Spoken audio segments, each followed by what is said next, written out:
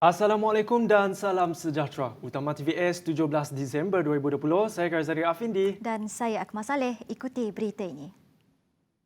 Ini perkembangan COVID-19 dunia. Statistik Johns Hopkins University menunjukkan jumlah kumulatif kematian global akibat pandemik itu kini melepasi angka 1.64 juta. Amerika Syarikat kekal merekodkan jumlah kematian tertinggi dengan lebih 307,000 kes, diikuti Brazil dengan lebih 183,000 kes. Manakala India dan Meksiko masing-masing merekodkan lebih 144,000 dan 115,000 kes kematian. Selain itu, kematian di Itali melepasi 66,000 kes, United Kingdom, Perancis, Sepanyol dan Iran pula merekodkan angka korban melebihi 48,000 kes.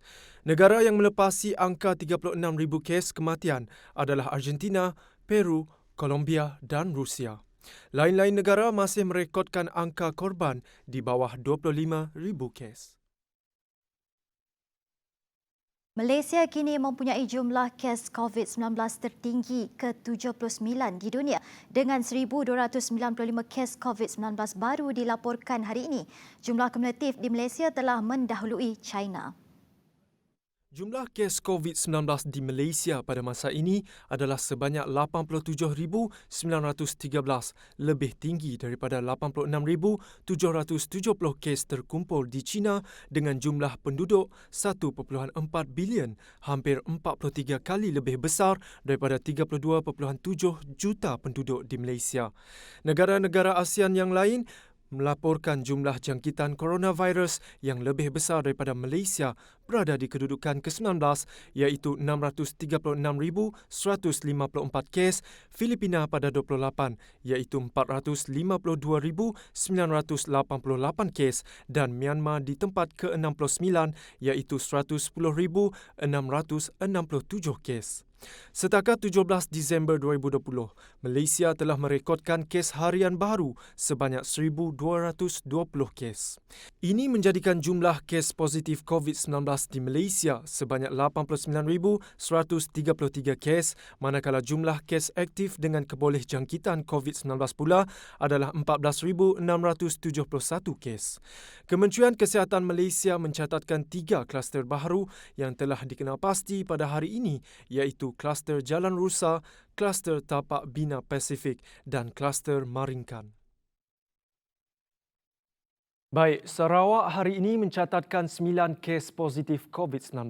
4 daripadanya merupakan kes dari warga Indonesia yang telah disahkan positif COVID-19 selepas menjalani ujian calitan di sebuah pusat perubatan swasta Sibu. Menurut sumber, seorang daripada wanita itu menghubungi ejen pekerja asing di Sibu dan mendakwa mereka menaiki bas dari Sibu ke Entikong, Kalimantan Barat semalam. Keempat-empat warga berkenaan juga dilaporkan pernah bekerja di Bintulu sebelum ini namun berhenti daripada kerja berkenaan dan mencari pekerjaan baru di Sibu melalui ejen pekerja asing.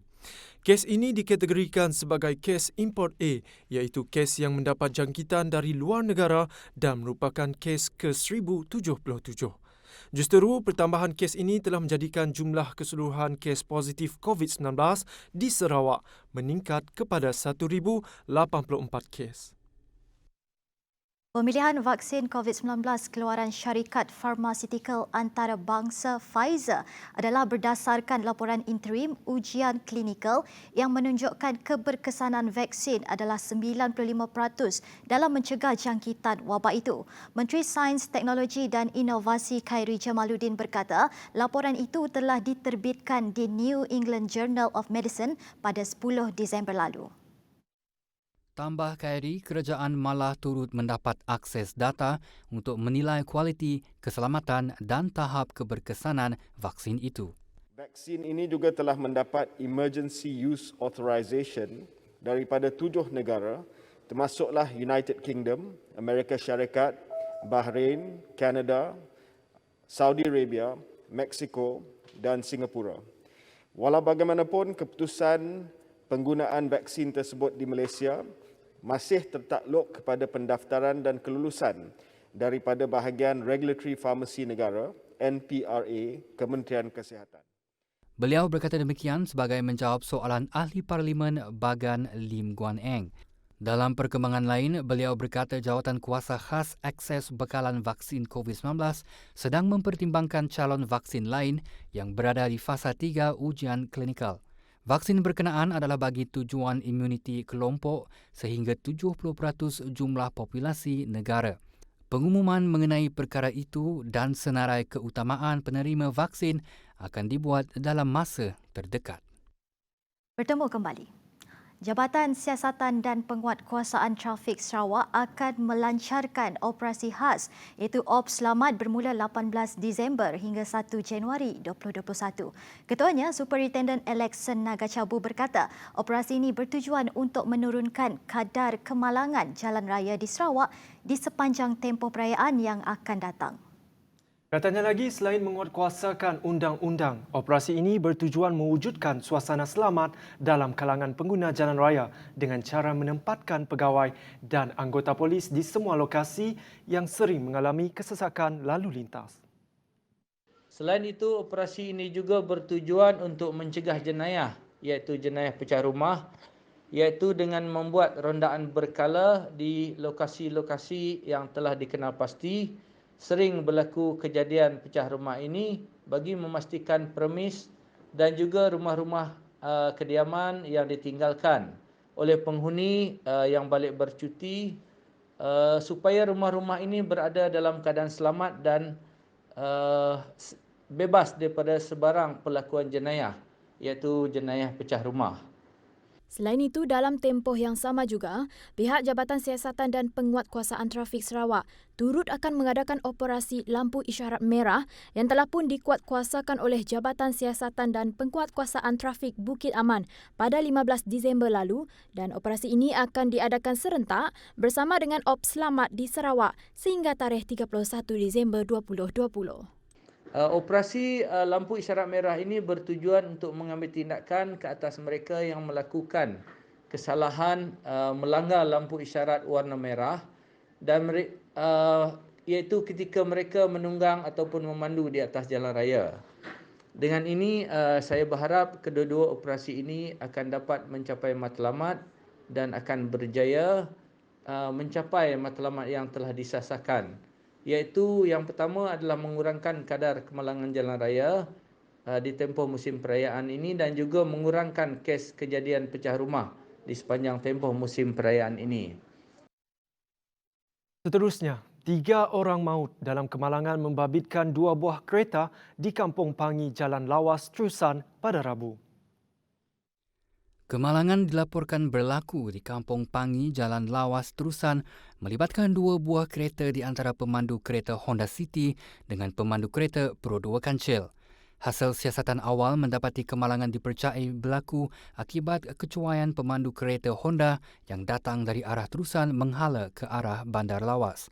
Kereta Honda tersebut telah gagal mengawal kenderaan lalu masuk ke laluan bertentangan dan berlanggar dengan kereta jenis Pro 2 Kancil yang datang dari arah Bandar Lawas. Dalam kejadian ini ada 3 orang meninggal. Yang pertama yang meninggal adalah pemandu kepada kenderaan kereta Pro 2 Kancil, iaitu seorang perempuan berumur 47 tahun meninggal. Itu yang pertama.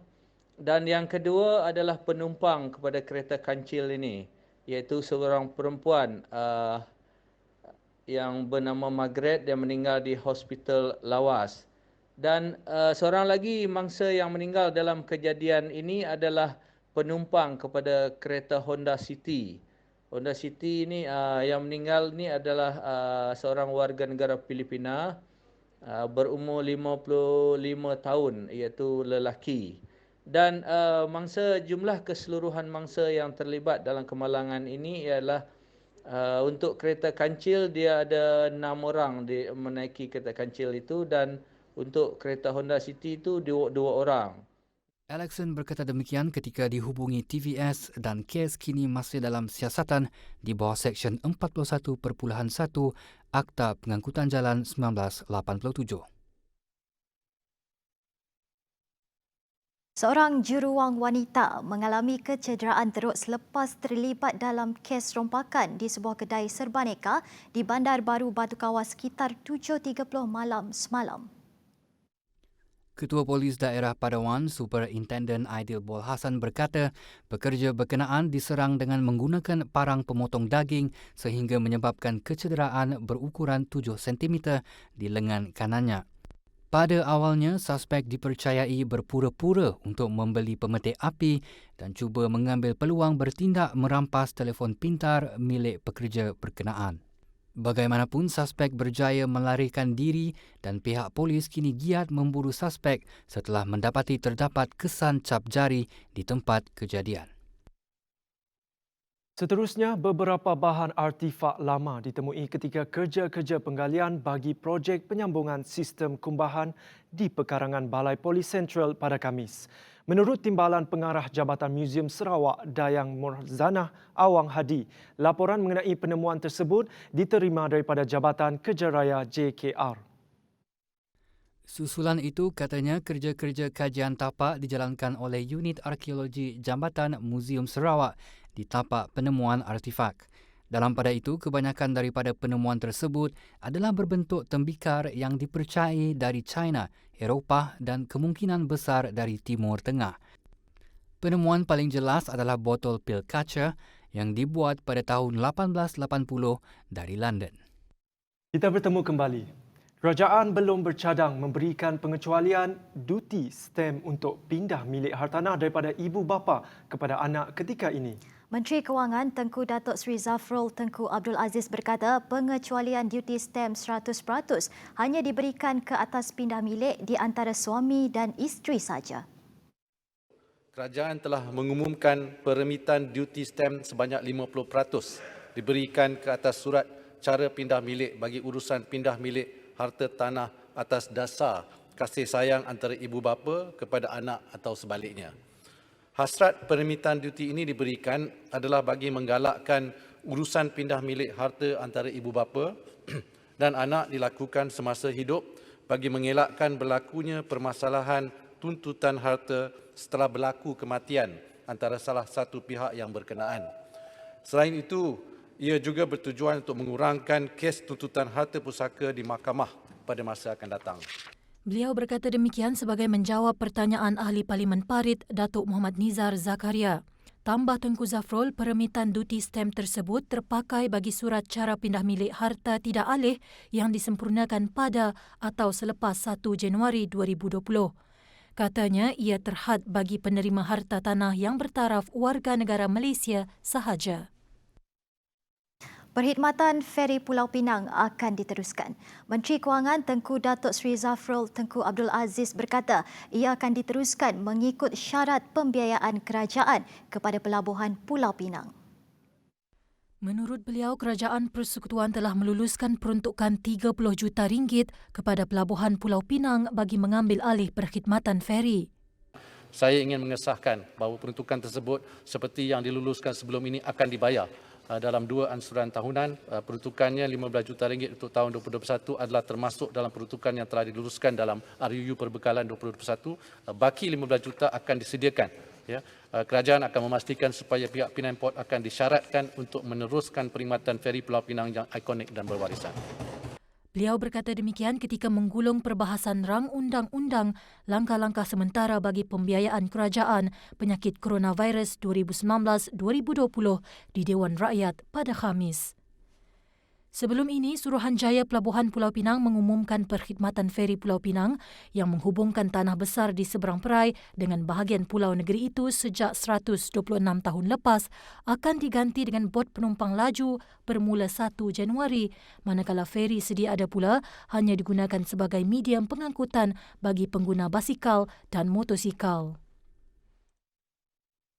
Kerajaan disaran agar menaikkan syarat minimum gaji allowance pekerja cacat EPC selaras dengan kenaikan had pendapatan garis kemiskinan PGK baru-baru ini. Senator Ras Adiba Razzi berkata, buat masa ini EPC hanya layak dipohon mereka yang berpendapatan bawah RM1,200 sedangkan had pendapatan GPK nasional yang baru disemak pada Julai lalu adalah RM2,208.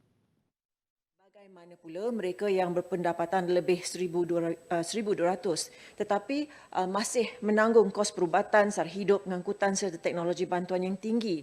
Bagaimana pula keadaan bagi OKU di bandar yang menanggung kos sara hidup begitu tinggi seperti sewa bilik atau rumah, harga makanan dan seumpamanya. Had pendapatan garis kemiskinan PGK nasional yang baru adalah 2,208 berbanding 980 yang diguna pakai sejak 2005. Jadi tiba masanya untuk kerajaan menaikkan syarat minimum gaji bagi EPC selaras dengan kenaikan PGK. Beliau berkata demikian semasa membahaskan rang undang-undang perbekalan 2021 pada persidangan Dewan Negara. Selain itu, beliau turut mengharapkan agar kerajaan dapat menaikkan bantuan bulanan Jabatan Kebajikan Masyarakat buat warga OKU kepada RM1,000 seperti yang disebut oleh Perdana Menteri Tan Sri Muhyiddin Yassin pada Ogos lalu. Menurutnya, berdasarkan keadaan ekonomi negara dan kos sara hidup tinggi ketika ini, bantuan bulanan itu amat penting bagi warga OKU. Pertumbuhan ekonomi Malaysia dijangka kembali pulih tahun depan berikutan keberkesanan pelancaran program vaksinasi COVID-19, pergerakan ekspor berterusan dan momentum peningkatan dalam penggunaan dan pelaburan. Ahli Ekonomi Kanan Kumpulan Bank Dunia, Shakira Teh Sharifuddin berkata, bank menjangkakan program vaksinasi pertama akan dilancarkan pada suku pertama 2021. Katanya terdapat peningkatan dalam sektor elektrik dan elektronik pada suku ketiga dan sektor pertanian juga dilihat sangat berdaya tahan. Bank Dunia mengunjurkan ekonomi Malaysia berkembang 6.7% pada tahun 2021 selepas menguncup 5.8% pada 2020 berikutan pelbagai ketidakpastian seperti penggunaan vaksin yang berkesan dan kepesatan pemulihan pertumbuhan global. Walaupun Malaysia akan menyaksikan pemulihan pada 2021, negara tidak dijangka pulih sepenuhnya daripada kejutan COVID-19 untuk beberapa tempoh akan datang. Lembaga Tabung Haji telah melancarkan sebuah platform perkhidmatan deposit wang simpanan ke akaun tabung haji secara atas talian melalui laman web rasmi Pos Online. Tabung Haji menyatakan bahawa langkah itu sejajar dengan usaha Tabung Haji dan Pos Malaysia dalam meningkatkan perkhidmatan secara digital yang lebih mudah dan berkesan. Selain itu, tujuannya adalah untuk memastikan pelaksanaan usaha wajar pelanggan dipenuhi sepenuhnya. Sebarang pertanyaan lanjut boleh berhubung dengan Tabung Haji melalui panggilan, email dan fax di Pusat Perkhidmatan Rasmi Tabung Haji. Lembaga Tabung Haji merupakan sebuah institusi Islam yang sentiasa berusaha untuk menyediakan pelbagai kemudahan secara komprehensif dan sistematik demi kebajikan jemaah haji Malaysia.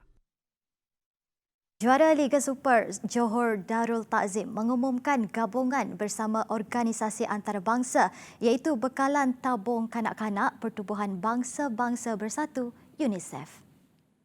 Gabungan JDT bersama UNICEF merupakan langkah bagi meningkatkan lagi nilai komersial kelab di mana kelab juga dikenali seluruh dunia bukan sahaja dalam dunia bola sepak tetapi dalam dunia komersial. Tunku Ismail berkata ia merupakan satu penghargaan yang sangat tinggi untuk menjalinkan kerjasama dengan pihak UNICEF. Tunku Ismail juga berkata apa sahaja yang mampu mereka salurkan daripada segi pendidikan, keselamatan, kesedaran dan penjagaan kesihatan. You see, JDT's principles and policy have always been about children across the world, not just in the country. Whatever we can provide in terms of education, safety, awareness and healthcare, that is our main target. We have also had the history of participating in a lot of humanitarian services and charitable services as well. So today, I'm happy to announce that we are collaborating, a partnership that the club is working together with UNICEF.